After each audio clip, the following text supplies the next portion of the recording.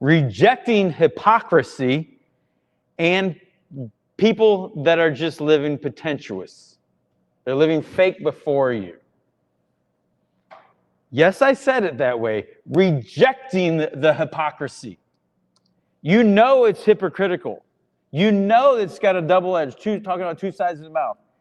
What happens when we just let it go? And we let it go, and we let it go. What happens to the doer of that kind of lifestyle? It's kind of like Dory, just keep swimming, they just keep swimming, they just keep going, right? They just keep going. You and I have the call on us as men to be a change agent in your own life first and in the lives of others around you. Now, I'm not saying do it with a bulldozer or a baseball bat. I'm not saying do it in belligerence. There comes the effectiveness of how do I bring it with grace?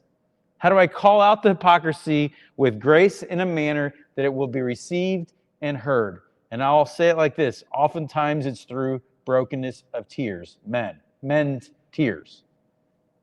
Because there's this greatness for you to see them step into the greatness that God has planned for them. Humility has already fallen on you. Surrender has already fallen on you. So now there's an established pattern of understanding I'm broken before the Lord. How can I help? How can I pray? What can I do? So, rejecting hypocrisy.